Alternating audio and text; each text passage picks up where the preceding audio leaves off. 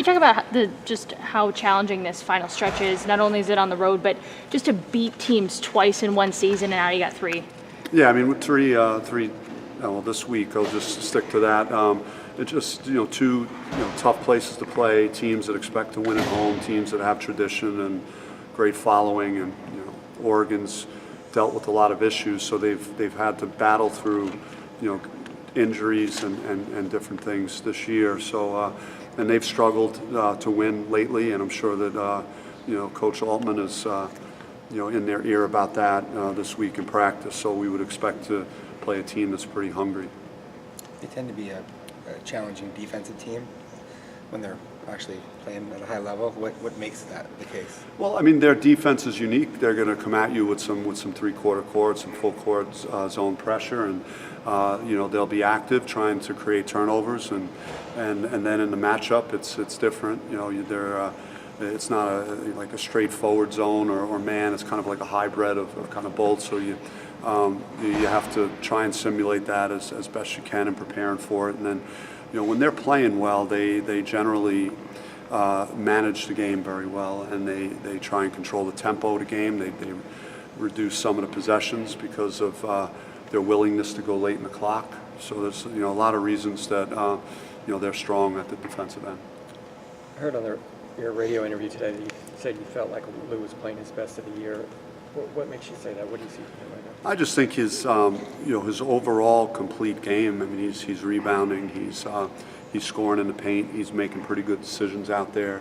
He's keeping the defense honest with making a couple threes a game. He's guarding the ball like as good as I've seen a guy is on the ball defense, especially. I thought it was really good live and watching the film again just to see the energy that he is exerting. Guarding the other point guard, it has to be exhausting for a guy to have to deal with that if he's really focused on doing it. Do you think with the way he's played at both ends, that makes him a strong candidate for Pac-12 Freshman of the Year?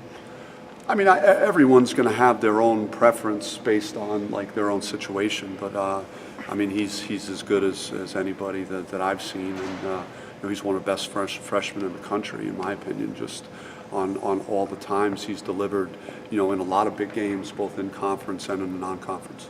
When you look at the team as a whole, compare them to November, all the way now to the last week of February, what are the noticeable differences you're seeing in the team? Well, I just think that we've been more consistent about getting a better shot, like thinking about shot selection, sharing the ball movement, and not going too fast. I thought maybe we were a little bit impatient in the first half versus Cal, but really turned it around with how we were focusing on getting a great shot by moving the basketball. I think Rob Edwards has kind of been a secret weapon almost. When he's on, it's another option for you guys, and he seems unguardable on the perimeter. I mean, he opens so many other things up for other guys, even if teams are going to have to start thinking about him more because of what he did at Utah and and what he did versus Stanford and Cal, and so there's another weapon on the floor that has shown the last 3 games that he could put up big numbers. So not only his scoring, but what that does to open up the floor and give his teammates more opportunities. What do you think has led to that maybe tick up in his play? Has it been the patience from other guys? The shot selection, has it helped him? I touched on this earlier. He missed a lot of time, and when you miss that significant amount of time right at the start of a non-conference, he with his back, and then he's been on a very strict stretching routine and physical therapy, and there's a lot of things he's doing beyond just what we do on the floor just to get himself to the point where he's healthy enough to play at a good level. And so he's had to work against that.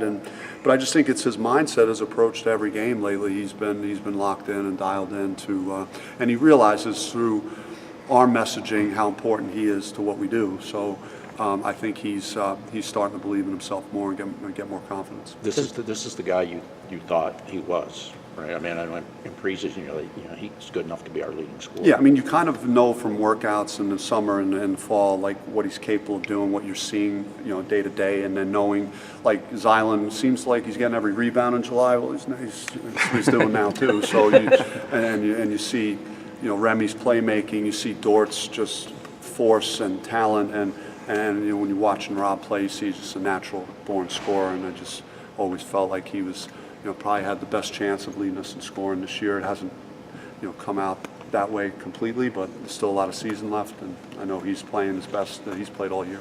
How much do you think the back influenced that? Just even, as you said, missing a couple months, but when you come back, how tough is it to get back in that transition? Yeah, when you miss a month right at the start of the season, and you're losing all time to develop chemistry with your teammates and feel like you're in rhythm when you're out on the floor and figuring out what your role is going to be. So you're going through a lot of different things to reintegrate yourself into what the team is doing. And the team was playing very well as he's trying to get back anyway. So there's even more of an adjustment for him.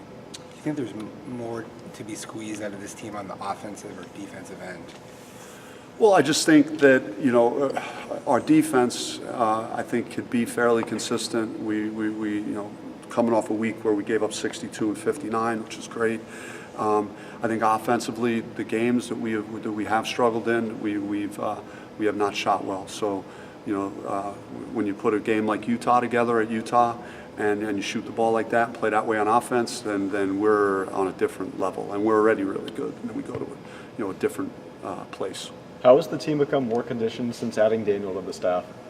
Daniel does a great job. He's young. He's energetic. He's got great ideas. He's you know, he does a great job, you know, in the weight room, and we meet about everything relative to the players' strength and conditioning and ideas for the future, new innovative things that we could do as a program to continue to build that. You know, he travels with us. It's been the first time that I've done that as a coach and as a head coach. So I got a lot of confidence in what he does on the road, you know, with our players, stretching them, getting them ready to perform.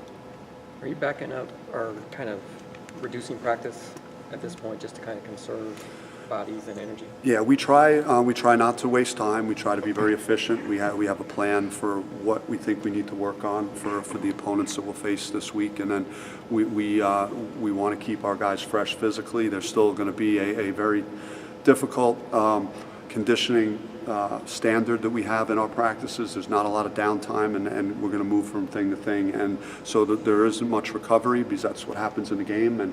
But it's no longer the first few weeks or the first 2 months where the length of the practices has been cut back, you know, pretty significantly. During Pac-12 play, when you have that extra day and you play on a Sunday instead of a Saturday, have you noticed the team responding? I mean, different compared to like the Thursday, Saturday? Yeah, I mean, there's no particular way that I like it either. I mean, if you're playing with one day in between, then you're getting yourself ready for postseason because that's what happens in the tournaments, or you know, or in the Pac-12 tournament. There's not as much recovery. It's day after day after day. So I don't mind it that way.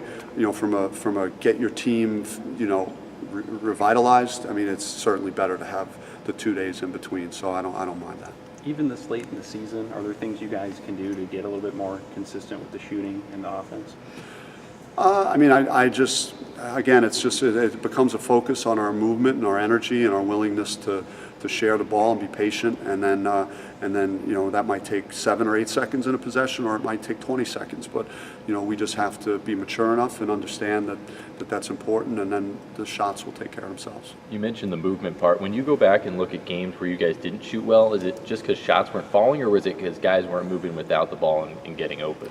Some of it is, you know, we're not allowing ourselves to do what we do well, which is offensive rebound. If you take an early quick shot in a possession that your teammates don't expect, then generally you're not going to be in a position to rebound the ball and get another possession.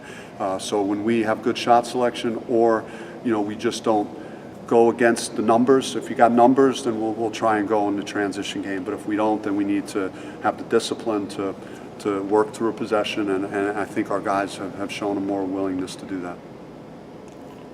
Thank you. Thank you. Thanks, Coach. Thanks. Coach.